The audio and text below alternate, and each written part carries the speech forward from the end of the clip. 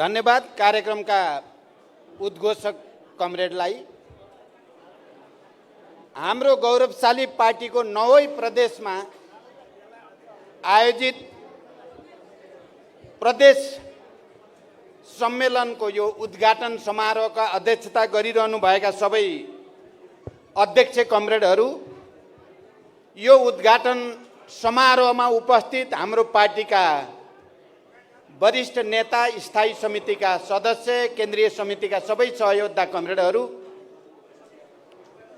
र यी 9 प्रदेशका सम्मेलनमा उपस्थित सम्पूर्ण प्रदेश समितिका पदाधिकारी र प्रतिनिधि साथीहरू, पत्रकार र अन्य मित्रहरू, सबभन्दा पहिला त म पनि विज्ञान र प्रविधिको अत्याधुनिक प्रक्रियालाई उपयोग गरेर एकैसाथ 9 प्रदेशका यी सम्मेलनको उद्घाटन जो हामीले गरेका छौँ, पहिलो यो प्रयोग भएको हुनाले कतिपय बेला केही जटिलता आउनु स्वाभाविक पनि हो, तर फेरि पनि यो मूलभूत रूपमा सफल भएको छ। हाम्रो YCL को राष्ट्रिय भेलाबाट सुरु भएको विज्ञान प्रविधिको प्रयोग गर्ने र सम्मेलनलाई नयाँ किसिमले सम्पन्न गर्ने प्रक्रिया आज हाम्रो पार्टीको प्रदेश सम्मेलनको संयुक्त उद्घाटन समारोह मार्फत अर्को उचाइमा उठाइएको छ। म यो मञ्चबाट 9 प्रदेशका सबै सम्मेलनहरूको र उद्घाटन समारोहको पूर्ण सफलताको लागि पार्टी केन्द्रको तर्फबाट, मेरो तर्फबाट हार्दिक शुभकामना व्यक्त गर्न चाहन्छु र सबै कमरेडहरूलाई क्रान्तिकारी अभिवादन भन्न चाहन्छु। कमरेडहरू, हामीले सबै प्रदेशका अध्यक्षहरूबाट सामान्य प्रदेशको स्थितिको बारेमा रिपोर्ट सुन्यौं र हाम्रो जे सोचेका थियौं प्रत्येक प्रदेशको स्थितिको बारेमा देशका सबै प्रदेशका प्रतिनिधिहरूलाई पनि जानकारी होस् भन्ने हाम्रो जे चाहना थियो त्यो पूरा भएको छ र सबै प्रदेशको रिपोर्ट सुन्दा हाम्रो पार्टीलाई पुनर्निर्माण गर्ने, पुनर्संगठित गर्ने महाअभियानको जो हामीले केन्द्रीय समितिबाट एउटा सङ्कल्प सहितको निर्णय गरेका थियौं र त्यसअनुसार सदस्यता नवीकरणदेखि वडा सम्मेलन हुँदै प्रदेश सम्मेलनसम्म र राष्ट्रिय सम्मेलनसम्म जाने पालिका सम्मेलन हुँदै जो प्रक्रिया हामीले निर्धारित गरेका थियौं त्यो प्रक्रिया मूलभूत रूपमा सफलतापूर्वक अगाडि बढेको छ भन्ने चित्र 9 प्रदेशको जानकारी भयो। हामीले प्रवासमा रहेका साथीहरूको पनि सकारात्मक रिपोर्टहरू सुनेका छौं। यसो गर्दा हामीले गएको केही महिनाभित्र यो पार्टीलाई एउटा गतिशील र जीवित पार्टीको रूपमा पुनर्संगठित गर्ने र क्रान्तिकारी विचारको नयाँ ढङ्गले विकास गर्ने र क्रान्तिकारी पार्टी निर्माणको नयाँ प्रक्रियामा अगाडि बढ्ने जे कमिटमेन्ट हामीले गरेका थियौं, आजको यो सम्मेलनहरूको संयुक्त उद्घाटन समारोहसम्म आउँदा त्यो हाम्रो मिसन मूलभूत रूपमा सफलतापूर्वक अगाडि बढेको छ भन्ने निष्कर्ष निकाल्न सकिन्छ। म यसमा कमरेडहरूले भने जस्तै गर्व व्यक्त गर्न चाहन्छु। सबै प्रदेश समितिका कमरेडहरू अनि सबै स्थानीय तहका कमरेडहरू, वडाका सम्मेलन आयोजना गर्ने र सम्मेलन सफल पार्ने सबै कमरेडहरू र सदस्यता नवीकरणलाई गुणात्मक ढङ्गले नयाँ स्तरमा उठाउने सबै कमरेडहरूलाई पार्टी केन्द्रीय समितिको तर्फबाट हार्दिक बधाई सहित अझ ठुल्ठुला सफलताको निम्ति पार्टीको तर्फबाट हार्दिक शुभकामना व्यक्त गर्न चाहन्छु।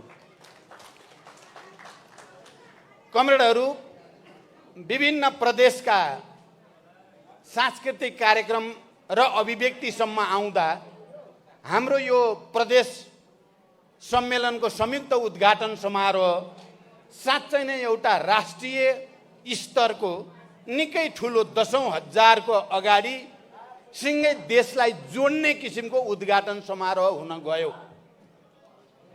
हामीले विगतमा गर्ने गरेका प्रदेशका स्थानीय तहका सम्मेलनहरू जसरी निश्चित क्षेत्रभित्र मात्रै तिनीहरूलाई सम्पन्न गरिन्थ्यो। यो पटकको यो प्रदेश सम्मेलनले राष्ट्रिय एकतालाई पनि मजबुत पार्ने गरी, सिङ्गै पार्टीलाई एकजुट पार्ने गरी राजनैतिक वैचारिक ढङ्गले र साथसाथै भावनात्मक र सांस्कृतिक रूपले पनि पार्टीलाई र राष्ट्रलाई जोड्ने एउटा नयाँ अभियानको रूपमा पनि यो अगाडि बढेको मैले महसुस गरेको छु। मलाई लाग्छ तपाईँ सबै कमरेडहरूले पनि कुनै न कुनै रूपमा त्यस्तै भावना, त्यस्तै अनुभूति गर्नुभएको होला। हामी काठमाडौँको यो एउटा हलमा बसेर देशभरिका कमरेडहरूलाई हामीले देख्यौँ, उहाँहरूका भावना देख्यौँ, उहाँहरूका अभिव्यक्ति सुन्यौँ, उहाँहरूका प्रस्तुतिहरू हेऱ्यौँ र त्यसले हामीलाई पनि एउटा नयाँ ऊर्जा र मलाई लाग्छ काठमाडौँबाट हामीले जे भन्दैछौँ, हामीले जे गर्दैछौँ त्यसले देशभरिको प्रदेश पार्टीलाई पनि एउटा नयाँ सन्देश, एउटा एकताको नयाँ शक्ति प्रदान गरेको छ भन्ने म ठान्छु। कमरेडहरू, हाम्रो पार्टीका सहयोद्धा कमरेड नारायण काजी श्रेष्ठसम्म आउँदा पार्टी केन्द्रको तर्फबाट भन्नुपर्ने मूलभूत कुरा उहाँले राखिसक्नु भएको छ।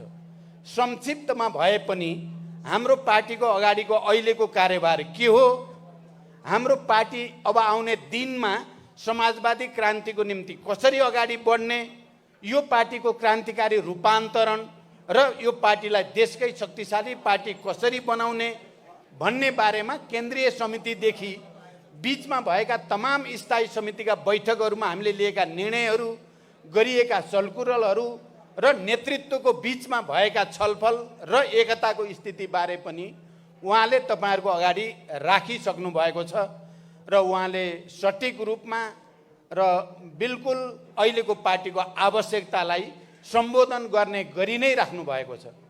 मैले अब धेरै लामो राख्नुपर्छ भन्ने लागेको छैन। कमरेडहरू, तपाईहरु सबैलाई थाहा छ, देशभरिका तपाई कमरेडहरू जो आज यो ऐतिहासिक प्रदेश सम्मेलनमा उपस्थित हुनुहुन्छ, हामी अब राष्ट्रिय सम्मेलनको अन्तिम तयारीमा छौं र आज सम्पन्न हुँदै गएका मेरो विचारमा उद्घाटन समारोह त सफल भइ नै सक्यो। यो सम्मेलनहरू भनेको राष्ट्रिय सम्मेलनको पूर्व तयारीको रूपमा अथवा भनौं अन्तिम तयारीका रूपमा हाम्रा यी सम्मेलनहरू हुँदैछन्। तपाईहरु सबैलाई यो पनि थाहा छ, पार्टी अध्यक्षको हैसियतले म केही दिनदेखि राष्ट्रिय सम्मेलनको निम्ति दस्तावेज तयार पार्ने, राजनीतिक प्रतिवेदन तयार पार्ने प्रक्रियामा छु। यद्यपि कामको चाप राष्ट्रिय र अन्तर्राष्ट्रिय पनि थुप्रै विविध गतिविधिको आवश्यकताको कारणले मैले धेरै ध्यान र शक्ति केन्द्रित गरेर अझै त्यसलाई पूर्णतामा लान त सकेको छैन, तर मोटामोटी ट्र्याक खोल्ने कामसम्म चाहिँ भएको छ।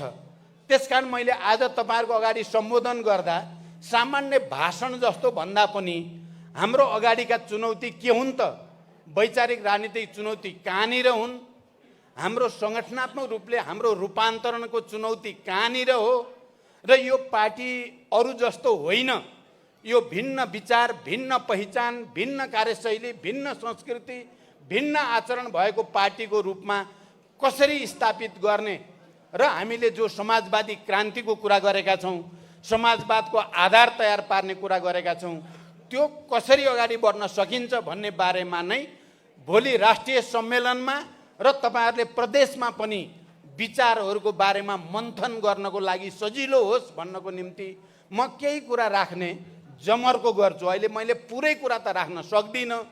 दस्तावेज तयार भइसकेपछि राष्ट्रिय सम्मेलनमा नै विस्तारपूर्वक हामी छलफल गरौँला, बहस गरौँला, एउटा निष्कर्षमा पुगौँला। तर गएको केन्द्रीय समितिले जे संकल्प गरेको थियो, हामी कहीँ न कहीँ हामीले हाम्रो उद्देश्यबाट अलिकति हामी विचलित हुन थालेको हो कि हाम्रो वैचारिक स्तर कमजोर हुँदै गएर हामी अस्पष्ट हुन थालेका हौं कि हाम्रो संगठन जस्तो खालको युनिफाइड, एकीकृत र केन्द्रीकृत हुनुपर्ने कम्प्याक्ट खालको क्रान्तिकारी संगठन हुनुपर्ने त्यसबाट कता कता कमजोर हुँदै गएर हामी पनि अरु जस्तै बुर्जुवा जस्तै अलि गुटवादी, अलि अरातावादी अनि अलि व्यक्तिवादी, अलि स्वार्थी पो हुन थालेका हौं कि हामीले हाम्रो इतिहास र हाम्रो विरासतलाई बिर्सिन पो थालेका हौँ कि हामी पनि अरू बुर्जुवा पार्टी या पेटी बुर्जुवा पार्टीहरू जस्तै हाम्रो पनि नकारात्मक पो रूपान्तरण हुन थालेको हो कि भन्ने चिन्ताको साथ नै हामीले केन्द्रीय समितिमा गम्भीर समीक्षा गरेका थियौँ। सबभन्दा पहिला हामीले आफ्नै आत्मसमीक्षाबाट सुरु गर्न जरुरी छ। यो पार्टीको क्रान्तिकारी रूपान्तरणको निम्ति, यसले आफ्नो ऐतिहासिक मिसन अगाडि बढाउनको निम्ति यो राष्ट्रलाई हामीले जहाँ पुर्याउने सोचेका हौँ, हिजो जनयुद्धको बेलामा या जनआन्दोलनहरूका बेलामा हामीले नेपाली जनताका सामु जे प्रतिबद्धता व्यक्त गरेका हौँ, हामी यो गर्नेछौँ, हामी त्यो गर्नेछौँ, हामी मजदुर किसानको हक अधिकारको निम्ति हामी यसरी काम गर्नेछौँ, हामी उत्पीडित वर्गहरूको निम्ति, उत्पीडित जाति सबै मधेसी आदिवासी जनजाति दलित महिला मुस्लिम सबैको पहिचान र अधिकारलाई हामी अन्तिम समयसम्म लगेर चाहिँ हामी उनीहरूको आत्मसम्मानलाई स्थापित गरी छाड्नेछौँ, उनीहरूको हक अधिकार स्थापित गरी छाड्नेछौँ भनेर हामीले जे भनेका थियौँ, हामीले विकास र समृद्धिको एउटा नयाँ मोडेल देशलाई दिनेछौँ भनेर हामीले जे भनेको हो, हामी त्यही बाटोतिर अगाडि बढिरहेका छौँ त, या हामी त्यो बाटोबाट कहीँ विचलित त भइराखेका छैनौँ। हामी जसरी एउटा कम्युनिस्ट पार्टीको हैसियतले निश्चित विचारद्वारा निर्देशित भएर, निश्चित विचारद्वारा प्रशिक्षित भएर, एक ढिक्का भएर उद्देश्यको निम्ति समर्पित हुने र बुर्जुवाहरूको विरुद्ध प्रतिक्रियावादका विरुद्ध सङ्घर्षमा नयाँ नयाँ सफलता हासिल गर्दै नेपाली जनतालाई विजयका नयाँ नयाँ शिखरमा चढाउँदै लैजाने काम गरिरहेका छौँ त हामीले, या हामीले जनतालाई बिस्तारै बिस्तारै उनीहरूका सपना या भनौँ शहीदहरूका सपना, ती हजारौँ शहीदहरूका सपना, बेपत्ता योद्धाहरूका सपना भनौँ, उनीहरूका त्याग तपस्या या हजारौँ घाइते अपाङ्गका सपनाहरू या लाखौँ करोडौँ जनताले हामीबाट जे अपेक्षा गरेको हो, हामी त्यतैपट्टि बढिरहेका छौँ त, या हाम्रो यात्रा पनि अरू बुर्जुवा पार्टी जस्तै, अरू संशोधनवादी पार्टी जस्तै बिस्तारै बिस्तारै आफैभित्र गुटबन्दी गर्ने, आफ्नै साथीको बिचमा खुट्टा तानातान गर्ने, एकले अर्कालाई हिलो छ्याप्ने, विभिन्न खालका सङ्कीर्ण स्वार्थी गुटहरू बनाउन रमाउने, यतातिर त जान थालेका छैनौँ भन्ने समीक्षा हामीले केन्द्रीय समितिमा गर्न खोजेको, हामीले स्थायी समितिमा गर्न खोजेको कुरा त्यही नै हो। र हामी भित्र कहीँ न कहीँ समस्याहरू देखा पर्न थालेका छन्।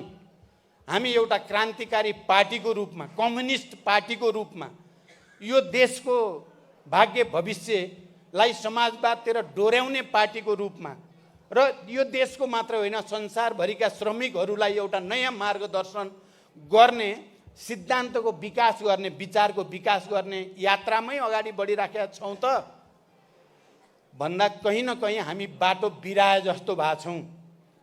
कहीँ न कहीँ हामी विचारमा, सिद्धान्तमा, निष्ठामा, उद्देश्यमा, हाम्रो मिसनमा हामी कहीँ न कहीँ भट्किएका जस्ता, यात्री जस्ता भएका छौँ। अहिले 10-15 वर्षको हाम्रो विभिन्न राजनीतिक दलहरूसँगको संसर्ग सहयात्रा भनौँ या हाम्रा संसदीय गतिविधि भनौँ, यो सबैको बिचमा जाँदा हामी कहीँ न कहीँ हामीभित्र फोहोर मैला जम्मा भएको छ, धुलो मैलो लागेकै छ। अब हामीले त्यो धुलो मैलो टकटक्याउने कि नटकटक्याउने, हामी आफूलाई सफा गर्ने कि नगर्ने भन्ने बारेमा नै हामीले केन्द्रीय समितिमा विचार गरेको हो। र हामी के भनेका हौँ केन्द्रीय समितिमा भने कमरेडहरू, हामी केही न केही विचारमा अस्पष्ट त भएका छौँ, हामी भित्र सङ्गठनात्मक अराजकता, अस्तव्यस्तता पनि देखा परेको त छ, विभिन्न खालका कमजोरीहरू सांस्कृतिक रूपले पनि देखा पर्न थालेका त छन्। तर फेरि पनि आजको विश्व सन्दर्भ, अन्तर्राष्ट्रिय सन्दर्भ र आजको राष्ट्रिय सन्दर्भ समेत हेर्दा हाम्रो पार्टी नै त्यस्तो पार्टी हो जसले नेपाल राष्ट्रको एकतालाई बचाउन फेरि एकचोटि महाअभियान चलाउन सक्छ। हाम्रो पार्टी नै त्यस्तो पार्टी हो जसले विचारलाई विकास र परिमार्जन गर्दै सङ्गठनलाई क्रान्तिकारी रूपान्तरण गर्ने हिम्मत सहित फेरि एउटा महान आन्दोलनको नेतृत्व गर्न सक्ने भ्रूण भएको त्यस्तो गुण तत्त्व भएको भित्र त्यो चाहना भएको त्यो सपना बोक्ने मान्छेहरूको पार्टी फेरि हाम्रै पार्टी हो भन्ने निष्कर्ष पनि हामीले केन्द्रीय समितिमा निकालेका थियौँ। प्रिय कमरेडहरू, मैले विस्तारमा मैले अघि नै भन्न त सक्दिनँ आज, तर फेरि पनि हामीले यो पार्टीलाई रूपान्तरण गरेर क्रान्तिकारी पार्टीकै रूपमा, यो राष्ट्रलाई रूपान्तरण गरेर एउटा महान राष्ट्रको रूपमा, समाजवादी आन्दोलनलाई विकास गरेर एउटा 21औं शताब्दीको नयाँ समाजवादी मोडेल विश्वलाई दिने हिम्मत हामीले गर्नै पर्छ। र यही पार्टीले गर्यो भने सम्भव छ। अरू कुनै पार्टीबाट नेपालमा आजको ऐतिहासिक यो कालखण्डमा अरू कुनै पार्टी, अरू कुनै नेता, अरू कसैबाट सम्भव छैन भन्ने निष्कर्ष पनि हामीले निकालेका थियौँ। कमरेडहरू, यस अर्थमा भन्दा हामी अहिले हाम्रो अगाडि एउटा चुनौती र एउटा अवसरको दोसाँध छ। तपाईँ हामी सबै एउटा मोडमा छौँ।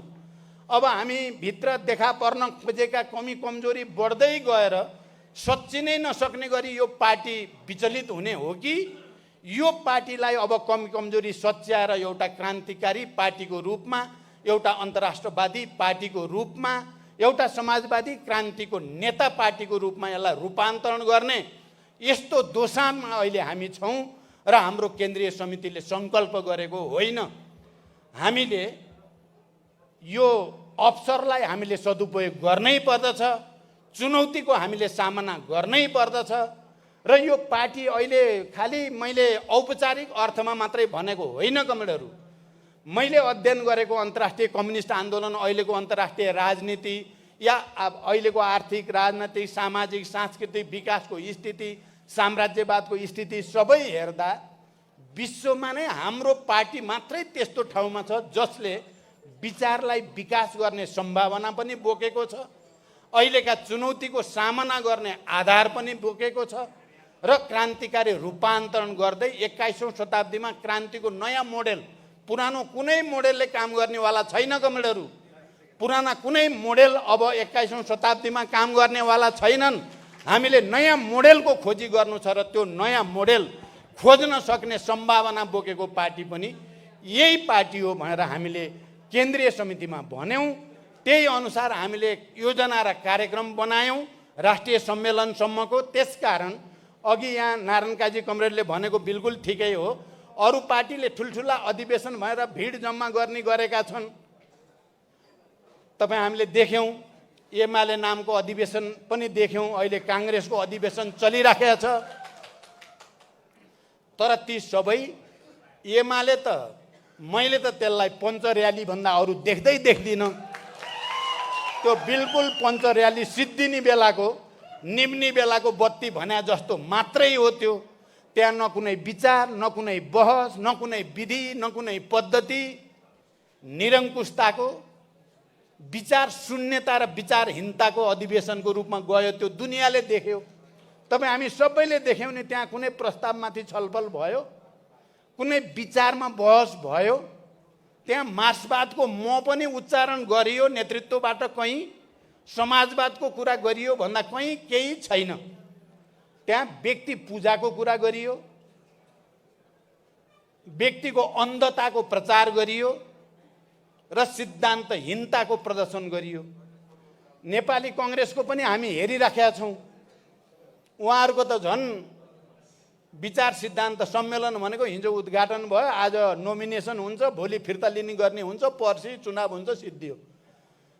त्यहाँ राष्ट्र कस्तो बनाउने, कसरी लैजाने, अब हाम्रो संविधानले भनेको समाजवाद उन्मुख राज्य कसरी बनाउने होला भन्नेतिर बहस छैन। इतिहासको समीक्षा हामीले कसरी गर्ने, हाम्रा कमजोरीहरू कहाँ भए, हामीले ती कमजोरीहरू कसरी सच्याउने भन्नेतिर ती ठुला भनिएका दुईटै पार्टीका महाधिवेशनमा कहीँ कतै चर्चा भएको तपाईँ हामीले देख्यौँ त। बरु हिजो मैले उद्घाटनमा समीक्षा गर्नु पर्यो सबैले। किन हामी आन्दोलनको बेलामा एक ढङ्गका हुन्छौँ, सत्तामा गएपछि अर्को ढङ्गका हामी किन भयौँ, यसको समीक्षा गर्नु पर्यो भने। तर कुनै पार्टीहरूका ती अधिवेशनहरू विचार केन्द्रित छैनन्, राजनीतिक मुद्दा केन्द्रित छैनन्, समाजवाद केन्द्रित छैनन्, जनतालाई अधिकार दिने कुरामा केन्द्रित छैनन्। यो संविधानलाई कसरी सुधारेर अझ राम्रो संविधानमा लैजाने हो भन्ने कुरा छैन। हाम्रो पार्टी हामीले सदस्यता नवीकरणदेखि आज प्रदेश सम्मेलनसम्म आउँदा हाम्रो कुरा चाहिँ फेरि नयाँ क्रान्तिकारी विचारको खोजी, नयाँ क्रान्तिकारी पार्टी निर्माणको खोजीमा केन्द्रित छौँ। हामीलाई कोही कोही कतै कतैबाट भनियो पनि हामी पनि त्यस्तै तामझाम गरौँ कि, किनभने 8 लाख पार्टी मेम्बर भएको पार्टी त हामी भइ नै सक्यौँ। 8 लाख मध्ये 4 लाखलाई मात्रै जम्मा हुन उर्दी जारी गर्यो भने पनि अरूका भन्दा चाहिँ ठुला मेला र भेला त हामी पनि गर्न सक्छौँ। गरौँला पनि हामी कुनै दिन। तर अहिले सम्मेलनको दौरानमा हामी विचारमै केन्द्रित हुन जरुरी छ। हामीले तामझाम देखाउनेतिर भन्दा हामी गुण निर्माण गर्ने, गुण तत्त्व निर्माण गरियो आफूभित्र भने तामझाम त कुनै पनि बेला गर्न सकिन्छ भनेर हामीले विचारमा नै केन्द्रित हुने गरिकन हामीले भेला सम्मेलनहरू गर्दै आएका छौँ र हामी राष्ट्रिय सम्मेलन पनि तयारी त्यही दिशामा हामी लाँदैछौँ। कमरेडहरू, यो भिन्नतालाई ख्याल गर्न जरुरी छ। जति बेला हामी भित्र क्रान्तिकारी गुण तत्त्व भनौँ, त्यो तत्त्व चाहिँ जागेर आयो भने हामी थोरै भए पनि लाखौँ करोडौँ भएका भनेकालाई पछार्न सकिँदो रहेछ। हाम्रो गुण तत्त्व कमजोर पर्यो, हाम्रो भित्र क्रान्तिकारी स्पिरिट मर्यो भने हामी लाखौँ भए पनि केही नै हुँदो रहन्छ भन्ने कुरा त हामीले इतिहासबाट पनि देखेका छौँ, हाम्रै अनुभवबाट पनि हामीले देखेका छौँ। त्यसकारण सबभन्दा ठुलो कुरा पार्टी क्रान्तिकारी हुने, राष्ट्रको नेतृत्व गर्ने र रूपान्तरण गर्ने पार्टी हुने, इतिहासलाई एउटा नयाँ चिज दिने पार्टी हुने भनेको विचारलाई विकास गर्ने कुरा नै रहेछ र क्रान्तिकारीहरूभित्र नयाँ आत्मविश्वास पैदा गर्ने। म जेको निम्ति लडिराखेको छु, म बिल्कुल सही उद्देश्यको निम्ति आफ्नो जीवन मैले दिँदैछु भन्ने गर्वबोध हुन पर्यो। अनि मात्रै त्यहाँ एउटा इनर्जी, भौतिक इनर्जी पैदा हुन्छ मान्छेभित्र र अनि त्यसपछि ठुल्ठुला लडाइँहरू, ठुल्ठुला आन्दोलनहरू, ठुल्ठुला परिवर्तनलाई सम्भव तुल्याउन सकिन्छ। यदि आफूभित्र त्यो तत्त्व भएन र त्यो स्पिरिट भएन भने चाहिँ हामीले फेरि अहिले ठुलो भयौँ, चुनाव जित्यौँ, धेरै ल्यायौँ भनेर पनि त केही हुँदो रहन्छ। त्यो त हामीले अनुभवबाट देखेका छौँ नि। त्यसकारण कमरेडहरू, हाम्रो ध्यान र जोड यति बेला के छ भने हामीले कसरी अहिले 21औं शताब्दीको युगमा क्रान्तिको नयाँ मोडेल, समाजवादी क्रान्तिको नयाँ मोडेल विकास गर्ने कसरी। तपाईँ हामी भित्र भएका सबै भित्र कहीँ न कहीँ उकुस मुकुस जस्तो, अझ मुख्यतः माओवादी पार्टीभित्र, हाम्रै पार्टीभित्र त्यो उकुस मुकुस छ। अरूलाई त के भयो र, सबै स्वार्थको निम्ति काम गर्ने हो, सबैले गुट बनाउने र लड्ने हो, जसले जित्यो त्यसैले जित्यो भन्ने हो।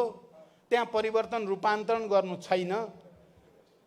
उनीहरूको बनिबनाऊ चाहिँ यन्त्रहरू छन्, बनिबनाऊ साधनहरू छन्। त्यसकारण उनीहरूलाई कुनै टेन्सन छैन। टेन्सन छ भने माओवादी पार्टीलाई नै छ।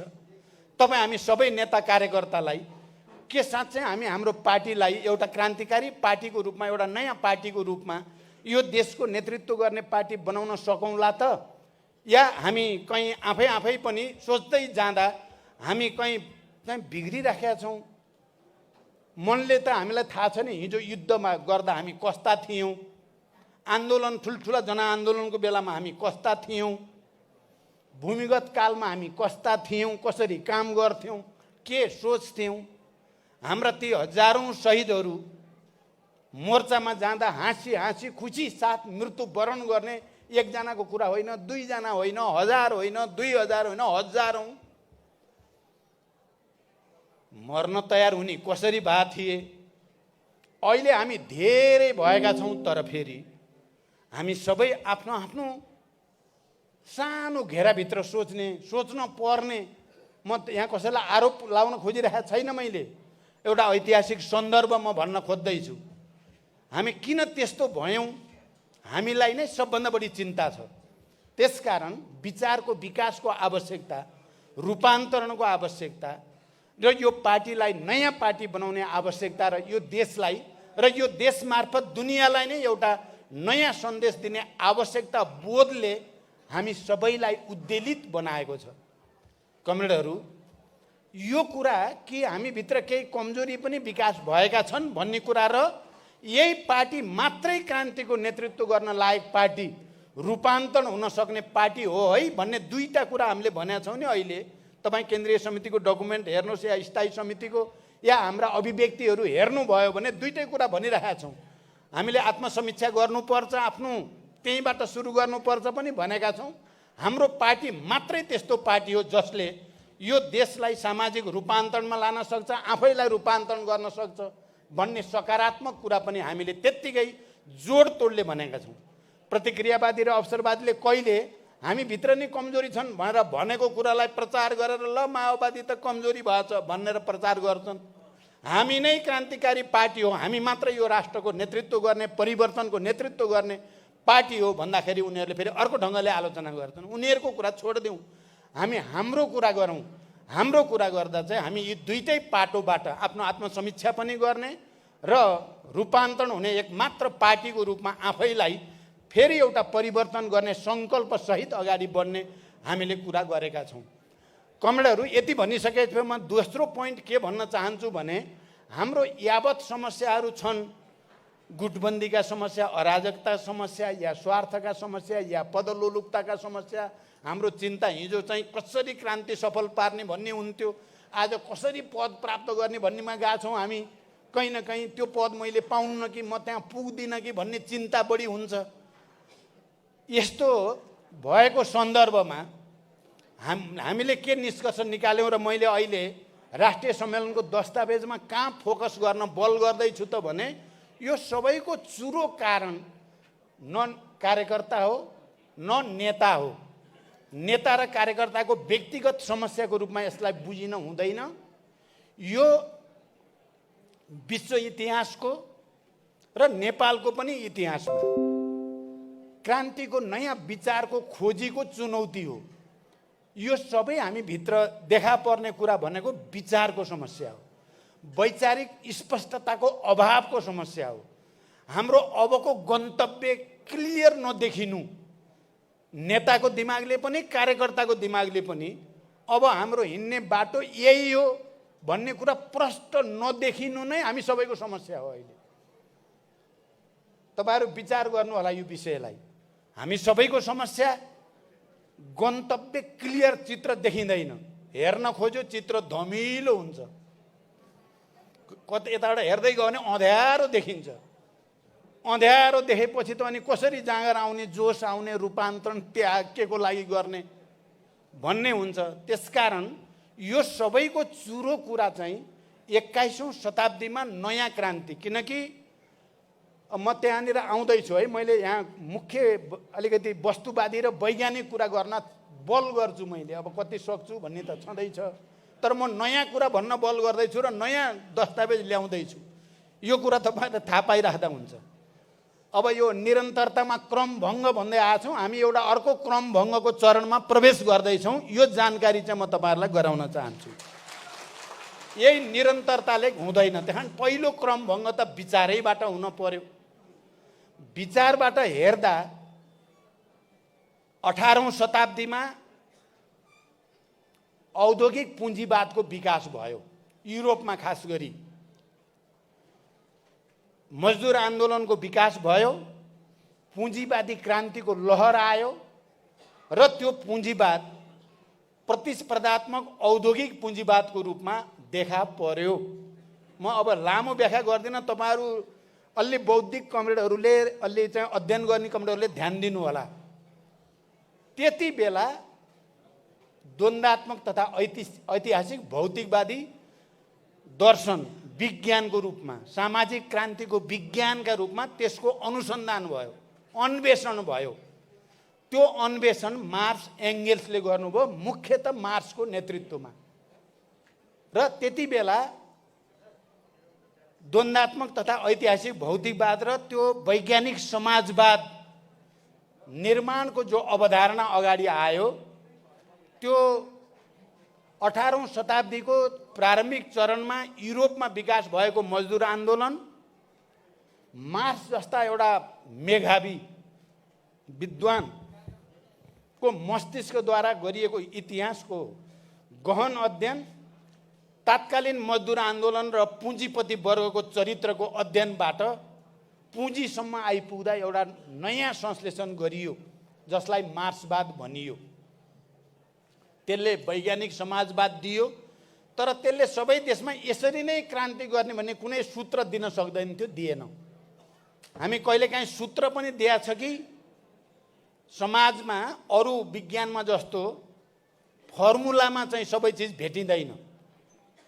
सामाजिक क्रान्तिको विज्ञान गतिशील परिवर्तनको एउटा प्रक्रियामा अगाडि बढिराख्ने हुन्छ र मार्क्सले वैज्ञानिक समाजवादको रूपमा गरेको संश्लेषण त्यो विज्ञान थियो। अहिले पनि त्यो सही नै छ, तर सामाजिक क्रान्तिको व्यवहारमा त्यसलाई कसरी लागू गरेर जान सकिएला भन्ने कुरामा भने मार्क्स एङ्गल्स जीवितै छँदा पनि फ्रान्सको पेरिस कम्युन र त्यसको असफलतापछि एउटा नयाँ प्रतिक्रान्तिको दौर चल्यो र मार्क्स लन्डनको लाइब्रेरीमा गएर पुँजी लेख्ने कामतिर केन्द्रित हुनुभयो। दर्शनशास्त्रको बढी विकास भयो, नम्बर 1। नम्बर 2, मार्क्स एङ्गल्सको अवसानपछि मार्क्सवादको रूपमा विज्ञान त सार्वभौम रूपमा स्थापित भयो। त्यसको खण्डन गर्ने धेरै कोसिसहरू भए, तर त्यसको खण्डन भएन, किनकि त्यो विज्ञान थियो। विज्ञानको खण्डन हुन सक्दैन थियो, भएन पनि। कोसिस धेरै भए, धेरै कोणबाट खण्डन गर्ने कोसिसहरू भए। अब 19औं शताब्दीतिर आउँदा नआउँदै पुँजीवाद अब औद्योगिक र प्रतिस्पर्धात्मक पुँजीवादको रूपमा रहेन, त्यो एकाधिकार पुँजीवादमा विकसित भयो, साम्राज्यवादमा विकसित भयो। त्यो संसारको विभाजन र पुनर्विभाजन गर्ने र बजार हडप्नको निम्ति ठुल्ठुला साम्राज्यवादी गुटहरूको बिचमा भयानक प्रतिस्पर्धा र लडाईँ गर्नेतिर गयो। त्यो एकाधिकार पुँजीवाद, साम्राज्यवाद, त्यसको बारेमा मार्क्स एङ्गल्सले सबै कुरा देख्न सम्भव थिएन, देख्नु पनि भएको थिएन। उहाँहरूले त प्रतिस्पर्धात्मक औद्योगिक पुँजीवाद, त्यस्ता ब्याङ्कहरू, तर ब्याङ्कहरूले लगानी गर्ने भनेको चाहिँ औद्योगिक प्रतिष्ठानहरूमा लगानी गर्ने, त्यहाँबाट मुनाफा कमाउने हुन्थ्यो। त्यस्तो पुँजीवाद उहाँहरूले देख्नुभयो, त्यसको व्याख्या गर्नुभयो, विश्लेषण गर्नुभयो, सही गर्नुभयो, विज्ञानै निकाल्नुभयो। तर एकाधिकार पुँजीवादको चरित्र कस्तो हुन्छ, त्यसले विश्वलाई कता लान्छ, मानव जातिलाई के असर गर्छ भन्ने कुरा चाहिँ फेरि 20औं शताब्दीका वैज्ञानिकहरूले, क्रान्तिकारीहरूले खोजी गर्नुपर्ने विषय थियो। त्यो एङ्गल्सले त प्रष्टै भन्नुभएको छ, अब आउने पिँढीले खोज्ने हो यो कुरा, हामीले भन्न सक्ने कुरा होइन। लेनिन र बोल्सेविक आन्दोलन त्यस्तै पार्टी आन्दोलन र नेतृत्व भयो, जसले एकाधिकार पुँजीवाद र साम्राज्यवादको गहिरो अध्ययन, विश्लेषण, संश्लेषण गरेर अब यो युग चाहिँ अब पुँजीवादको होइन, साम्राज्यवाद र सरकार क्रान्तिको युग सुरु भयो। यो युगमा परिणत भयो।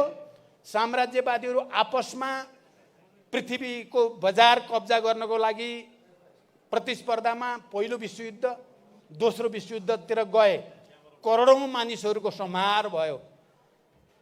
त्यति बेला लेनिन मात्रै त्यस्तो पार्टी, बोल्सेविक मात्रै त्यस्तो पार्टी भयो जसले साम्राज्यवादी युद्धलाई समाजवादी क्रान्तिमा फेर्नको लागि चाहिँ आँट गर्यो। त्यसको निम्ति आवश्यक पर्ने विचार, रणनीति, कार्यनीतिको पुरै श्रृङ्खला लेनिनले तयार पार्नुभयो।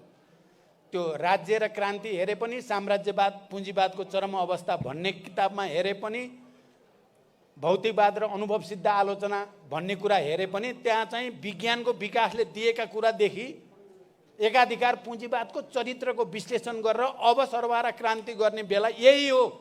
साम्राज्यवादी युद्धमध्ये यसलाई वा त्यसलाई समर्थन गर्ने थुप्रै समाजवादी नामधारी देखा परे, युद्धमा हुमिएका यो वा त्यो पार्टीलाई। तर लेनिनले चाहिँ यसो गर्नु बिल्कुल गलत हो, मजदुर वर्गप्रति, श्रमिकहरूप्रति, क्रान्तिप्रति गद्दारी हो, धोका हो। हामीले त कुनै गुटको पछि लाग्ने होइन, बरु यिनीहरूको लडाईँ भित्रपट्टिबाट समाजवादी क्रान्ति चाहिँमा हामी अगाडि बढ्नुपर्छ भन्नुभयो र त्यही प्रक्रियामा अक्टोबर समाजवादी क्रान्ति भयो। र त्यो विचारलाई हामीले लेनिनवादको रूपमा मार्क्सवादको विकास भन्यौँ। हामीले मार्क्सवादको रिपिटेसन होइन लेनिनवाद। मार्क्सवाद पनि त्यही हो, लेनिनवाद पनि त्यही हो भने जस्तो गरी बुझ्ने पनि कतिपय ठाउँमा चलन छ, त्यस्तो होइन। मार्क्सवादका आधारभूत सिद्धान्तमा टेकेर 20औं शताब्दीको मजदुर आन्दोलन र साम्राज्यवादको चरित्रको विश्लेषणका आधारमा विकसित गरिएको विचार र त्यो विचार अन्तर्गत विकसित गरिएको सङ्गठन, रणनीति, कार्यनीति, कार्यशैली, सङ्घर्षका स्वरूपहरू निर्धारण गरियो र अक्टोबर समाजवादी क्रान्ति भयो। त्यसले विश्वमा नै एउटा यति ठुलो तरङ्ग ल्यायो, यति ठुलो सन्देश दियो, त्यो तपाईँ हामी सबैलाई थाहा छ। अब त्यसपछि लेनिनको अवसानपछि, किनकि क्रान्ति त अब कता सर्दै थियो भने अलि पिछडिएका देशतिर जहाँ किसानहरूको बाहुल्य छ, जहाँ उपनिवेशवादको चाहिँ चपेटामा परेका छन्, साम्राज्यवादी उपनिवेशका रूपमा रहेका छन्, धरतीको विशाल जनसङ्ख्या पनि त्यही छ, त्यहाँ क्रान्ति कसरी गर्ने भन्ने केही प्रस्तावना त लेनिनले आफैले अघि सार्नु भएको थियो। पूर्वीय देशहरूमा क्रान्ति कसरी गर्ने भन्ने बारेमा, तर समग्र व्याख्या लेनिनलाई गर्न पनि सम्भव थिएन। र लेनिनले भन्नुभएको छ, कयौँ लेखहरूमा भन्नुभएको छ कि यो काम पूर्वीय देशका कम्युनिस्टहरूले नै पत्ता लगाउनु पर्ने हुन्छ। किसान बाहुल भएका उपनिवेशवादी देशहरूमा कसरी क्रान्ति गर्ने भन्ने कुराको खोजी र अनुसन्धान त्यहीँका कम्युनिस्टहरूले, त्यहीँका वैज्ञानिकहरूले गर्नुपर्छ भनेर भन्नुभयो।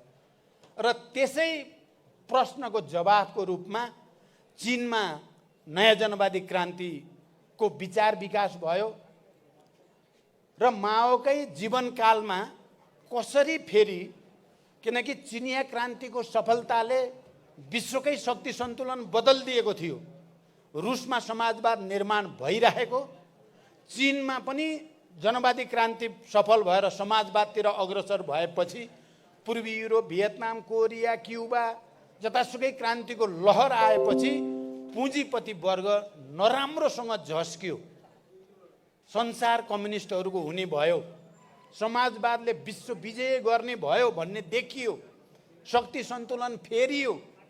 कमरेडहरू, म खालि इङ्गित मात्रै गर्न सक्छु, अहिले यसको समग्र व्याख्या अहिले सम्भव छैन, कमरेडहरूले नोट गर्नु होला। त्यस्तो भयो।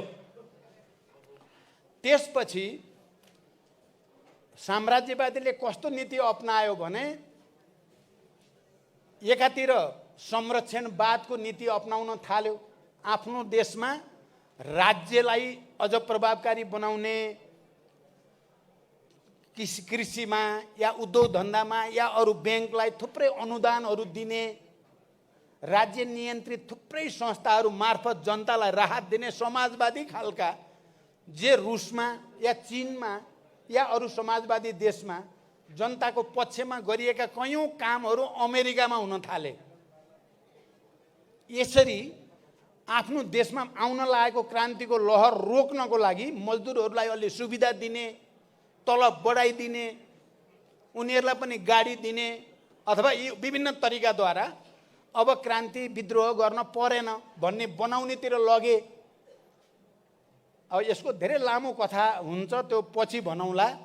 एकातिर उनीहरूले आफू पनि अलिअलि समाजवादका चोरे उनीहरूले नीतिहरू, रणनीतिहरू र जनतालाई भ्रमित पार्न निकै ठुलो षड्यन्त्र गरे भने अर्कातिर कम्युनिस्ट आन्दोलनभित्र फुट पार्नको लागि उनीहरूले साम, दाम, दण्ड, भेद सबै हतियार प्रयोग गरे, अरबौँ खरबौँ लगानी गरे। रुसमा कम्युनिस्ट आन्दोलनलाई कसरी विभाजित गर्न सकिएला, कम्युनिस्ट आन्दोलनलाई कसरी अब बाहिरबाट लडेर त हार्न सकिने, जित्न सकिने भएन। कहीँ पनि पुँजीवादले लडेर कम्युनिस्टलाई विजय हासिल गरेको एउटा पनि छैन। लडेर त जहिले जहाँ पनि कम्युनिस्टले जितेका छन्, क्रान्तिकारीले जितेका छन्, श्रमिकहरूले र जनताले नै जितेका छन्। हारेको छन् भने फेरि सम्झौता गरेर हारेका छन् या सत्तामा गएर हारेका छन्, त्यसको पाटो अर्कै छ। मेरो पोइन्ट त्यहाँ होइन। मेरो पोइन्ट कहाँनिर हो भने कमरेडहरू, कि एकातिर उनीहरूले संरक्षणवादको नीति, अलिअलि समाजवादका रणनीतिद्वारा त्यहाँको आन्दोलनलाई कमजोर पार्ने कोसिस गरे, अर्कोतिर समाजवादी आन्दोलनमा फुट पार्नको लागि अनेक खालका सिद्धान्त, अनेक खालका रणनीति र लगानी गरे। यो लगानीको प्रतिफल भनौँ चाहिँ कहाँ उनीहरू सूक्ष्म अध्ययन गर्न थाले। कम्युनिस्ट पार्टीभित्रको नेता कस्तो, कसको प्रवृत्ति कस्तो, कसका बीचमा टसल छ कि छैन, यसको पनि सूक्ष्म ढङ्गले अध्ययन गर्न थाले। पहिला वास्तव कम्युनिस्ट भनेपछि चोलो डोलो एउटै देख्थे पुँजीपतिहरूले, तर पछि समाजवादको यो विजय अभियान देखेपछि उनीहरूले त्यसको अध्ययन गर्न थाले। अनि मजदुर आन्दोलनमा फुटको बारेमा लेनिनले त्यसको सङ्केत त पर्याप्त गर्नुभएको थियो र त्यो बिचमा उनीहरूले केही कुरा कम्युनिस्टहरूका कमजोरी कहाँ हुन्छन् त, आफूलाई क्रान्तिकारी भन्ने नेताहरूका पनि कमजोरी पनि सूक्ष्म अध्ययन गरेर त्यो कमजोरीलाई सदुपयोग गर्न पनि उनीहरू धेरै नै मेहनत गरे। रुसकै सन्दर्भमा कुरा गर्दा लेनिन निकै ठुलो डेमोक्र्याट हुनुहुन्थ्यो। कमरेडहरू तपाईँहरूलाई कतिको थाहा छ, हामी अहिले त कता कता मार्क्सवाद लेनिनमा बुझ्दा हामीले कताबाट बुझ्यौँ भन्दा हाम्रै पहिलाका हाम्रा नेताहरूबाट बुझियो। हेर्नुहोस्, सक्कली मार्क्स के हुन्, सक्कली लेनिन के हुन् भन्नेतिर भन्दा हामीलाई मार्क्स लेनिनलाई कस्तो बनाएर सिकाइयो भन्नेबाट हाम्रो दिमाग बन्यो। हेर्नुहोस्, पहिला हामी सक्कली बुझ्नेतिर भन्दा हामीलाई बुझाइयो क्या यस्तै हो भनेर। लेनिन महान डेमोक्र्याट हुनुहुन्थ्यो वास्तवमा, पार्टीभित्र पनि पार्टी बाहिर पनि। खुल्ला खुल्ला बहस गर्ने, विचार विवाद हुन दिने, विवादमा रमाउने, बाहिर पनि विवाद गर्ने। उतनेखेरै पार्टी फुट्या छ, फेरि जुट्या छ, फेरि फुट्या छ, त्यसलाई पनि सहजै लिने। राज्य र क्रान्तिमा त बुर्जुवा डेमोक्रेसी राम्रो कुरा हो भनेर मजाले भन्नुभएको छ उहाँले। बुर्जुवा डेमोक्रेसीलाई क्लाइमेक्समा पुर्याएपछि अनि बल्ल समाजवादी डेमोक्रेसी सुरु हुन्छ भन्नुभएको छ। उहाँमा कुनै तानाशाही खालको एकाधिकारवादी उहाँ होइन। आफूसँग विचार नमिल्नेसँग नि सजिलै क्रान्तिको निम्ति जरुरी पर्छ भने सजिलै मिल्ने, क्रान्तिलाई हानि हुन्छ भने चाहिँ आफ्नो नजिकको साथी भए पनि त्यसलाई दुत्कार्न सक्ने आँट थियो उहाँको। त्यसलाई हामीले लेनिनवाद भनेका हौँ। मैले कहाँ भन्दै थिएँ भने अनि माओको मैले भन्दै के थिएँ भने अनि साम्राज्यवादीहरूले अब कम्युनिस्ट आन्दोलनलाई, समाजवादी आन्दोलनलाई सिद्ध्याउनलाई पार्टीभित्र पनि गहन अध्ययन गर्ने, नेताहरूका कमजोरी, नेताहरूको आपसी सम्बन्ध, उनीहरूले लेनिन र स्टालिनको नि कस्तो छ सम्बन्ध, लेनिनको श्रीमती र चाहिँ स्टालिनको सम्बन्ध कस्तो छ भन्नेसम्मको गहन अध्ययन गर्नेतिर लागे। म त्यतापट्टि बढी गइनँ। म के भन्न चाहन्छु कमरेडहरू भने एउटा कुरा कि कमरेड स्टालिन महान क्रान्तिकारी हुनुहुन्थ्यो भन्ने कुरामा हाम्रो दिमागमा अहिले हाम्रो पार्टीमा कहीँ भ्रम पनि छैन, हुन पनि हुँदैन। तर द्वन्द्वात्मक तथा ऐतिहासिक भौतिकवादलाई कार्ल मार्क्स, फ्रेडरिक एङ्गेल्सले विज्ञानको रूपमा जसरी प्रस्तुत गर्नुभएको थियो र स्थापित थियो र लेनिनले त्यसलाई जसरी आत्मसात गर्नुभएको थियो र त्यसलाई विकास गर्न बल गर्नुभएको थियो, कमरेड स्टालिनमा केही त्यसलाई बुझ्नेमा कमजोरी भएकै देखियो। द्वन्द्ववादलाई बुझ्ने अधिभूतवादी खालका कमजोरी, वर्ग सङ्घर्षलाई बुझ्ने अलि मनोगतवादी कमजोरी, त्यसले गर्दा उहाँले अब समाजवाद आइसक्यो भन्ठान्नुभयो, आएकै रहन्छ समाजवाद पुरै त। वर्ग सङ्घर्ष सिद्धियो भन्ने हो, सिद्धिएकै रहन्छ। वर्ग सङ्घर्ष त पार्टीभित्रै भयानक चल्दै रहेछ, सिद्धियो अब त हामी भइसक्यौँ भन्नुभयो, भएकै रहेनछ। हो, यस खालका कमी कमजोरीहरूलाई पनि साम्राज्यवादीहरूले राम्रोसँग उपयोग गरे र अनि समाजवादी आन्दोलनभित्र र समाजवादको नेतृत्व गरेको पार्टीलाई पहिला वैचारिक ढङ्गले कन्फ्युज्ड गर्नेतिर या पुँजीवादी बाटोतिर लैजानलाई राम्रै घुस पनि दिए। उनीहरूले त्यस्ता नेताहरू जो अलिअलि पुँजीवादी हुने सम्भावना, विचारबाट विचलित हुने सम्भावना भएका नेताहरूलाई विभिन्न खालका प्रलोभन, घुस भन्नुहोस्, आफ्नो देशमा बोलाउने, सम्मान यति धेरै गरिदिने, त्यो सम्मानले नै पुरिने। तपाईँ गोर्बाचोभ हेर्नुहोस् त, बाफ रे बाफ, नोबेल पिस प्राइज दिएका पुँजीपतिहरूले महान तपाईँ भनेर गद्दारहरूलाई कसरी उपयोग गर्दा रहेछन् त पुँजीपतिले भन्ने पनि देखियो। र अब समाजवादी आन्दोलन जो आक्रामक ढङ्गले अगाडि जाँदै थियो चाहिँ तपाईको शीतयुद्धको चरणमा आउँदै जाँदा त्यो रक्षात्मक हुँदै गएर औपचारिक ढङ्गले सोभियत सङ्घको विघटन र पूर्वी युरोपका देशहरूको विघटन भइसकेपछि आक्रामक अब समाजवादी रहेन, कम्युनिस्ट आन्दोलन आक्रामक रहेन। लेनिनको पाला र माओको पालासँग आक्रामक भएको कम्युनिस्ट आन्दोलन, समाजवादी आन्दोलन, मजदुर आन्दोलन शीतयुद्धको चाहिँ पछिल्लो चरणमा आउँदा त्यो रक्षात्मकमा धकेलियो र चिजहरू कन्फ्युज हुन थाल्यो। अलिअलि क्रान्तिका झुल्काहरू त यताउता देखिए, तर ती सबै पनि विचारको विकासको अभावमा एउटा समग्र मार्क्सवादी विचार, एउटा समग्र समाजवादी क्रान्तिको विचार क्लियर गर्न नसक्दा भएका त्यसखालका क्रान्तिकारी युद्ध पनि सबै पराजित भए। भएका त्यस्ता राष्ट्रिय युद्धहरू पनि सफलतासम्म जान सकेन। तपाईँ हेर्नुभयो भने 80 को दशकदेखि प्रयास त भए, श्रीलङ्कामा प्रयास भयो, भारतमा प्रयास भयो, फिलिपिन्समा प्रयास भयो, टर्कीमा प्रयास भयो, कोलम्बियामा प्रयास भयो र पछिल्लो पेरुमा त अब अलिक बढी नै चाहिँ अगाडि जाने कोसिस भयो। तर ती कोही पनि दिगो रहन सकेनन् र सफलताको बिन्दुसम्म पुग्न सकेनन्। हामीले सुरु गरेको पनि हामी सफल भएको चाहिँ होइन, हामीले असफल हुन नदिएको त पक्कै हो। हामी अरू जस्तो असफल हुन दिइएन। अरूको जस्तै बुद्धि लिएको भए हाम्रो पनि गति अरूको जस्तै हुने सम्भावना र खतरा थियो। हामीले नेपाली वर्ग सङ्घर्ष, नेपालको राजनीतिक सङ्घर्ष, नेपालको वस्तुस्थितिको अध्ययनबाट हामीले उपयुक्त समयमा शान्ति प्रक्रियातिर आउने, राजनीतिक परिवर्तनतिर लाग्ने कुरा गरेको हुनाले हामी चाहिँ त्यस्तो नियति भोग्न परेको छैन अहिलेसम्म र म आशा गर्छु पर्दैन हामीलाई। किनभने विज्ञान समात्यो भने हामीलाई त्यस्तो देख्न पर्दैन। अहिले हामी त्यस्तो ठाउँमा छौँ। अहिले तपाईँ हामी कसैलाई लाग्छ यो माओवादी पार्टी यस्तो भयो, नेतृत्वले बिगार्यो, कहिलेकाहीँ नेतृत्वसँग तपाईँहरूलाई झोक चल्छ होला, के भएको होला, यो किन यस्तो भयो भन्ने पनि पर्छ होला। तर म के भन्न चाहन्छु भने यो विश्वव्यापी समस्या हो। हामीले भोग्न परेको, हामीले सामना गरेको समस्या यो राष्ट्रिय समस्या मात्रै होइन, यो माओवादी पार्टी र आन्दोलनको समस्या मात्रै होइन, यो अन्तर्राष्ट्रिय समस्याको हिस्सा हो।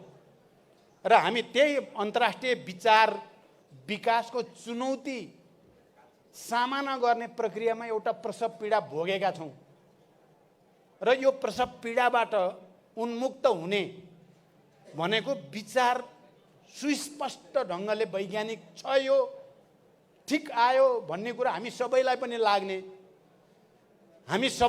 एकदम ठिक विचार आयो, अब यो विचारमा लाएर ज्यान फाले पनि मुक्त भइन्छ। किन मर्न पनि आनन्द लाग्न पर्यो नि, आनन्द मानी मर्दा त आनन्दै हुँदो रहेछ नि त। के हो भन्दै त अन्धकारमा त हाम फाल्न मान्छेलाई कोही पनि सक्दैन। त्यसकारण आजको समस्या के हो त, मार्क्सको बेलाको औद्योगिक पुँजीवादबाट कस्तो सिद्धान्त भन्ने मार्क्स एङ्गेल्सले राम्रो दिनुभयो, अहिले पनि हामीलाई त्यो काम लाग्छ। एकाधिकार पुँजीवादको बेलामा क्रान्ति कसरी भन्ने कुराको सिद्धान्त र विचार लेनिनहरूले दिनुभयो, त्यो अहिले पनि हामीलाई काम लाग्छ। पूर्वीय देशहरूमा किसान बाहुल भएका उपनिवेशवादका विरुद्ध, साम्राज्यवादका विरुद्ध पुँजीवादी जनवादी क्रान्ति नयाँ जनवादी रूपमा कसरी गर्ने भन्ने कुराको जवाफ र कम्युनिस्ट पार्टी भित्रै पुँजीपति वर्ग जन्मेपछि त्यसलाई त्यसका विरुद्ध कसरी लड्ने भन्ने निरन्तर क्रान्तिको सिद्धान्तसम्म जाँदा माओले चाहिँ फेरि एउटा उज्यालो दिनुभयो भने एउटा इन्लाइटनमेन्ट, ठुलो विश्वभरि इन्लाइटनमेन्ट दिनुभयो। तर शीतयुद्धको अन्त्यपछि कम्युनिस्ट समाजवादी भनिएका देशहरू गर्ल्याम गुर्लुम ढलेपछि पुँजीपतिहरूले ल अब कम्युनिजमको युग सिद्धियो, पुँजीवाद अब चाहिँ सार्वभौम, कसैले पुँजीवादलाई छुन सक्दैन, अब पुँजीवादको विश्वव्यापी विजय भइसक्यो, विचारको मृत्यु भयो, अब त बजार, सब चिज बजारै हो, सबै चिज पुँजी नै हो भनेर होहल्ला गरे होइन 90 को दशकपछि। तपाईँ हामीले सुने हो नि। अब म लास्टमा आएँ, यो प्रक्रियाको मैले लास्ट पोइन्ट भनेर म यसलाई टुङ्ग्याउन चाहन्छु। कमिटीहरू सबैले यो छलफल र अध्ययन गर्नको लागि प्रस्तुत गरे हो। यो मैले कुनै निर्णय सुनाएको होइन, मैले बुझ्नु होला। अब अहिले कहाँ आयो त? अब एकाधिकार पुँजीवाद या संशोधनवाद समेत पनि त्यहाँ जोडिएर त्यो कहाँ गयो त भन्दा चाहिँ त्यो वित्तीय एकाधिकार पुँजीवादमा, भूमण्डलीकृत वित्तीय एकाधिकार पुँजीवादमा गयो। यो भूमण्डलीकृत वित्तीय एकाधिकार पुँजीवाद चाहिँ न लेनिनले न माओले नै राम्रोसँग देख्न, अध्ययन गर्न, विश्लेषण गर्न पाउनु भयो। त्यो जिम्मा हाम्रो काँधमा आयो। अहिलेका 21औं शताब्दीका कम्युनिस्टहरू, मार्क्सवादीहरू या बुद्धिजीवीहरू, क्रान्तिकारीहरूको जिम्मामा यो वित्तीय एकाधिकार पुँजीवाद भनेको के हो, यसको चरित्र कस्तो हुन्छ, यसलाई परास्त कसरी गर्ने हो भन्ने जिम्मा चाहिँ तपाईँ हाम्रो काँधमा छ। अब वित्तीय एकाधिकार पुँजीवाद भन्दा यसको चाहिँ मुख्य के हुन्छ भने पहिला पुँजीको लगानी उद्योगमा हुन्थ्यो, उत्पादनमा लगानी हुन्थ्यो, र त्यहाँबाट आउने नाफा चाहिँ पुँजीपतिहरूले लिन्थे। आजभोलि पुँजीको लगानी उत्पादनमा हुँदैन, मुख्य रूपमा पुँजीको लगानी पुँजीमै हुन्छ। पुँजीको लगानी पुँजीमा हुने वित्तीय पुँजीवादको मुख्य विशेषता त्यो भएर देखा पर्यो। अहिले तपाईँ हेर्नुभयो भने यो धितोपत्र बोर्ड, सट्टा बजार, IMF, वर्ल्ड ब्याङ्क, एसियाली ब्याङ्क, यी तपाईँ हामीले हेर्दाखेरि ब्याङ्क हुन पैसा यताउता गर्छन् भन्छौँ, होइन त्यति सजिलो। यो साम्राज्यवादका विकसित रूपहरू हुन्। यो वित्तीय एकाधिकार पुँजीवादलाई बलियो बनाउने, त्यसलाई अगाडि बढाउने र नाफा सोहोरेर संसारका केही सीमित पुँजीपतिहरूको हातमा संसारकै धन एकट्ठा गर्ने र विश्वका अत्यधिक धेरै 80% जनसङ्ख्यालाई भोको-नाङ्गो राख्ने प्रणाली हो यो। सिधै पुँजीबाट पुँजी लिने, पुँजीको लगानी अब उत्पादनमा हुँदैन, सट्टा बजारमा हुन्छ, धितोपत्र बोर्ड के अरे धितोपत्रमा हुन्छ। ब्याङ्कहरूले सिधै पुँजी चाहिँ घर जग्गा किनबेचमा लगाउँछन्। सिधै घर चाहिँ यो जग्गाको किनबेचबाट त सिधै पैसा आउने भयो, करोडौँ अरबौँ थुप्रिने भयो। विश्वभरि नै यस्तोमा पुँजी लगानी हुन थाल्यो। त्यसो हुँदाखेरि मजदुरहरू चाहिँ अब कटौती हुँदै जान थाल्यो। एउटा पक्ष। त्यस कारण यसको विश्लेषण गरेर योसँग लड्ने तरिका खोज्नु छ हामीले। जसरी औद्योगिक पुँजीवादको पुँजीवादसँग लड्ने तरिका मार्क्सले भन्नुभयो, साम्राज्यवादसँग लड्ने तरिका, एकाधिकार पुँजीवादसँग लड्ने तरिका लेनिनले भन्नुभयो, माओले चाहिँ संशोधनवादसँग लड्ने तरिकादेखि साम्राज्यवादसँग लड्ने तरिका नयाँ जनवादी रूपले कसरी भन्ने दिनुभयो। हामीले चाहिँ अब यो वित्तीय एकाधिकार पुँजीवादसँग, भूमण्डलीकृत वित्तीय एकाधिकार पुँजीवादसँग लड्ने तरिकाको खोजी गर्नु छ। नम्बर 1 हाम्रो समस्या त्यहाँ पर्या हो। हामी रुमल लिन थालेको त्यही हो। अब हामी मार्क्सको किताबमा हेर्दा नि भेटिँदैन ठ्याक्कै, लेनिन हेर्दा नि भेटिँदैन, माओ हेर्दा नि भेटिँदैन। यहाँ समस्या परिरहेको छ दिनदिनै भनेपछि यो कुराको अनुसन्धान नहुँदासम्म चाहिँ हामीमा इन्लाइटनमेन्ट आउँदैन। उज्यालो अनुहारमा भेटियो त अब त भन्ने जस्तो नआएपछि त के लड्ने, अनि सङ्गठन गर्न मरिमेटेर पनि किन लाग्ने भन्ने हुने भयो।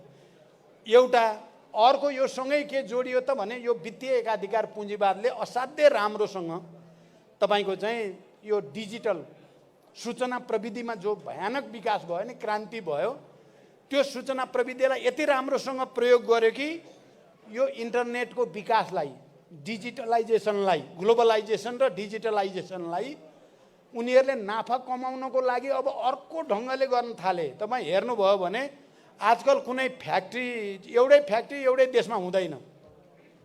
एउटा पार्ट यो देशमा, अर्को पार्ट त्यो देशमा, एउटा पार्ट यो ठाउँमा जम्मा गर्ने, अर्को ठाउँमा बजार, अर्को ठाउँमा लाने चलन छ। पक्रिनै गाह्रो। अनि उनीहरूले त्यस्तो ठाउँमा चाहिँ लएर सामान उत्पादन गर्छन् नाफाको लागि, जहाँ प्राकृतिक साधन स्रोत प्रशस्त छ, सस्तोमा प्राकृतिक साधन स्रोत पाइन्छ। जल, जमिन, जङ्गल, अरू चाहिँ पानी, सबै जडीबुटी आदि इत्यादि जहाँ सस्तो पाइन्छ त्यहाँ पुगेका छन् उनीहरू। अनि जहाँ श्रम शक्ति सस्तो छ त्यहाँ पुगेका छन्। त्यहाँ पुगेर गऱ्यो भने त एकदम सस्तोमा माल तयार हुने भयो अनि चाहिँ बेसरी नाफा कमाउन पाइने भयो एउटा। अर्को एकै ठाउँमा उद्योग स्थापना गरेर लाखौँ मजदुरलाई जम्मा गरेर त मजदुर आन्दोलन हुने, हडताल हुने समस्या भयो नि त। 18औं शताब्दी, 19औं शताब्दी, 20औं शताब्दीमा त हैरान भोगे नि पुँजीपतिहरूले। त्यसो भएर आजभोलि के गरे, ती मजदुरलाई एक ठाउँ हुन नदिने। नेपालका मजदुर जति कोही मध्यपूर्वमा, कोही मलेसियामा, कोही अमेरिकामा, कोही कहाँ अब कसरी सङ्गठित हुने, कसरी एक ठाउँ बसेर हडताल गर्ने। हडताल गर्ने न, सबै करारमा छन् फेरि ती बिचरा। ती कुनै पनि बेला पुँजीपतिले जति बेला चाहे त्यति बेला निकालिदिन्छ। भनेपछि यो स्थिति चिरफार गर्नु छ हामीले। यसलाई हामी यसरी चिरफार गर्छौँ भन्ने सोच्नु छ। मैले यति व्याख्या गरेँ, तपाईँहरू सोध्नु होला। अब म लामो हुने भयो। अब यसको हलतिर मैले सोध्न खोजेको कुरा मात्रै कमरेडलाई भन्छु। पहिलो नम्बरको कुरा, हामीले हाम्रो अहिले अर्को कुरा त्यहाँ थप्नै पर्छ, फेरि एउटा छुट्यो भने त्यहाँ अधुरो हुन्छ। यो जलवायु परिवर्तन र पृथ्वीको वायुमण्डल जो तापक्रम बढेर गएको छ र मानव जातिकै र भूगोल नै के हुने हो, पृथ्वी नै के हुने हो भन्ने समस्या पैदा भइसकेको छ। यो पुँजीवादी उत्पादन प्रणालीका कारणले नै भएको छ। वित्तीय एकाधिकार पुँजीवादकै कारणले भएको छ। जङ्गल विनाश, मरुभूमिकरण, अब हिउँ पग्लिने प्रक्रिया, जलवायु परिवर्तन, नयाँ नयाँ विचित्र विचित्र हुन थाले नि। हामी कहाँ नि नआउनु पर्ने बेलामा वर्षा आएर बाढी आएर मान्छे मर्छन्। आउँदै नआउने हुन्थ्यो नि। 100औं वर्षमा अस्ति मनाङमा हामी जाँदा देख्यौँ, 100औं वर्षदेखि थाहा थिएन यस्तो बाढी आएको। नआउनु पर्ने बेलामा त्यत्रो बाढी आयो, मान्छे बगायो, घर बगायो आदि इत्यादि। अब हुँदा हुँदा अब के भएको छ, यो कार्बन उत्सर्जन भन्छ नि, विभिन्न उद्योगबाट, यातायातबाट, यो तेलबाट, ग्यासबाट जो कार्बन निक्लिन्छ, त्यसले गर्दा अब यो ग्रिनल्यान्डतिरका चाहिँ सबै ती जमिन पानीको सतह पग्लेर अब महासागरहरूको चाहिँ बढ्दैछ। के भन्छ त्यसलाई, सतह बढ्दैछ र अब महासागर वरिपरिका देशहरू सबै डुब्ने खतरा दिन प्रतिदिन बढ्दो छ। हिमाल पग्लेर अब यो क्षेत्रमा पनि एउटा ठुलो जलवायु परिवर्तनको सङ्कट आउने खतरा देखिसकेको छ। तर पुँजीपतिहरूलाई यसको त्यति धेरै चिन्ता छैन। उनीहरूलाई छिटो नाफा कमाउनु छ, कताबाट धेरै पैसा कमाउन सकिन्छ कमाउनु छ। गरिब र धनीको अन्तर्व्यू त झन् बढेको छ नि अहिले। त्यो बढेको कुरालाई तथ्याङ्कसहित हामीले देखाउनु छ र यो जलवायु परिवर्तन गराउने, पृथ्वीको तापक्रम बढाउने, पर्यावरण बिगार्ने काम जो पुँजीपतिहरूले गरेका छन्, साम्राज्यवादले गरेका छन्, ती मानव जातिका अपराधी हुन् भनेर तिनलाई चाहिँ घोषणा गर्नुपर्ने, तिनलाई लखेट्नुपर्ने आवश्यकता छ। कसरी गर्ने त? अहिले भर्खरै हाम्रो माओवादी पार्टीले सबैलाई लखेट्न त सक्दैन फेरि। भनेपछि मेरो दिमागमा के आएको छ, अहिले फेरि हामी अहिले हतियार बोकेर हिँड्ने स्थिति पनि छैन तुरुन्तै। भनेपछि के गर्न पर्यो भने, हामीले जो सङ्घीय लोकतान्त्रिक गणतन्त्र भनेर यहाँ स्थापित गरेका छौँ, स्थानीय तह, प्रदेश तह, सङ्घीय तहका हामीसँग सरकार पनि छन्, हामीले पार्टी पनि त्यस्तो बनाएका छौँ। त्यहाँ नम्बर 1 हामीले अब समुदायबाट सुरु गर्न पर्यो। तलबाट स्थानीय तहमा हाम्रो प्राकृतिक साधन स्रोतलाई लुट्न आउने विदेशी मल्टिनेसनल कम्पनीलाई खबरदार भनेर त्यहाँबाट रोक्न सुरु गर्नु पर्यो क्या।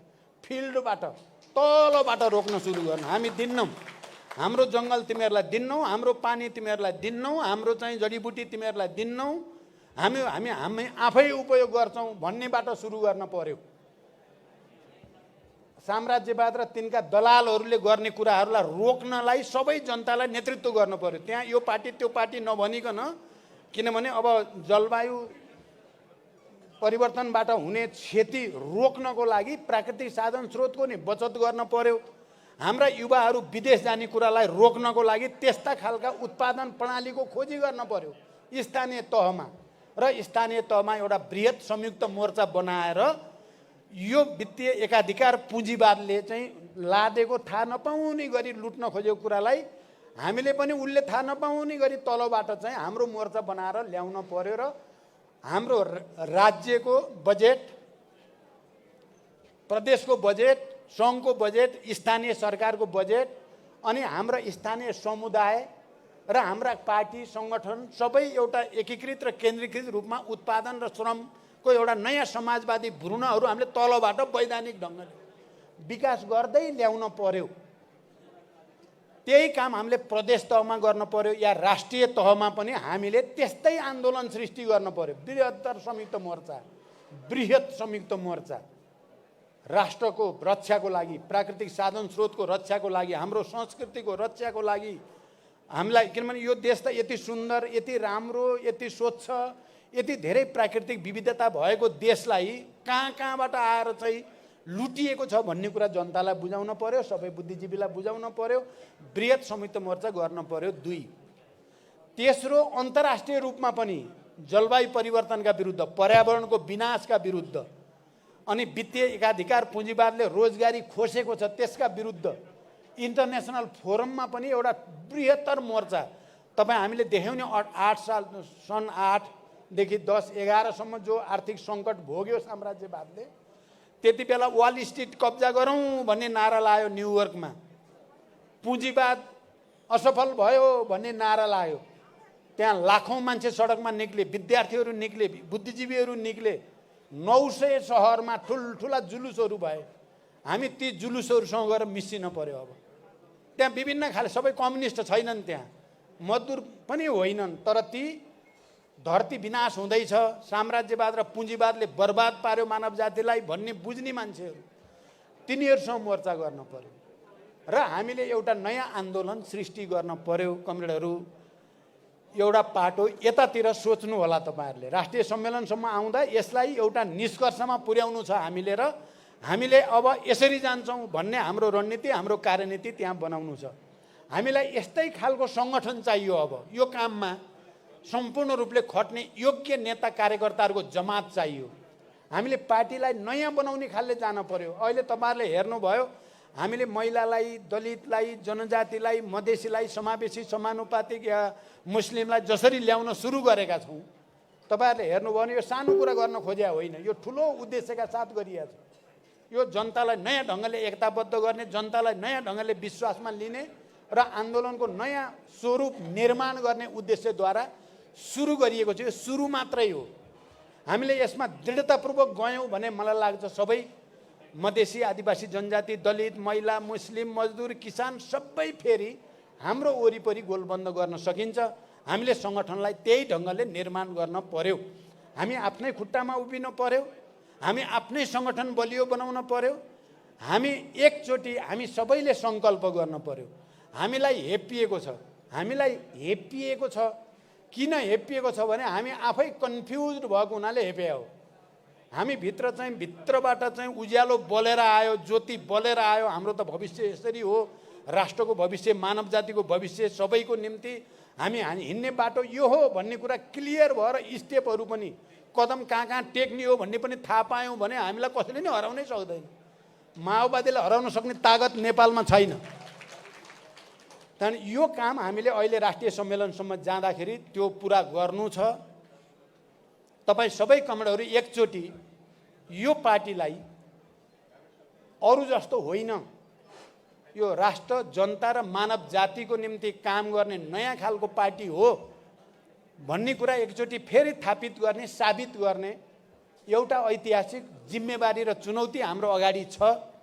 त्यसको निम्ति हामीले इतिहासको अध्ययन, विज्ञानको अध्ययन, मैले अर्को एउटा भन्न छुट्याएको छु, विज्ञानलाई उनीहरूले त्यसरी प्रयोग गरेका छन्।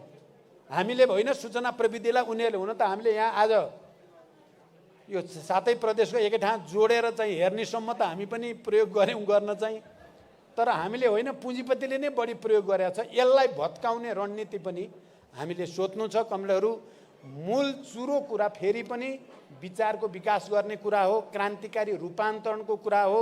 एउटा नयाँ, हामी भनेको जात अलि अर्कै विरासतका मान्छे हौँ, हामी अर्कै जातका मान्छे हौँ, तर हामी, मैले भनेको कथा जस्तै भेडासँग हिँड्दा हिँड्दै भेडा भइयो कि भने जस्तो लाग्छ कहिलेकाहीँ। हामी भेडा होइनौँ, हामी सिंह नै हौँ। हामी सिंह जस्तो गर्जिनुपर्छ। कमरेडहरू, सबै आफ्नो ठाउँमा गर्जौँ। आउने चुनावमा हामी 1 नम्बर भएर देखाउने हो। म युवा, विद्यार्थी, महिला सबै कमरेडहरूलाई भन्न चाहन्छु, तपाईँहरू आक्रामक ढङ्गले प्रस्तुत हुनुहोस्। आक्रामक ढङ्गले हामी गयौँ विचारको स्पष्टता सहित भने कुनै यस्ता चाहिँ दक्षिणपन्थी बुर्जुवा विदेशी दलालहरूले हामीलाई केही गर्न सक्ने छैनन्। यही भन्दै म बिदा हुन्छु। धन्यवाद, अभिवादन।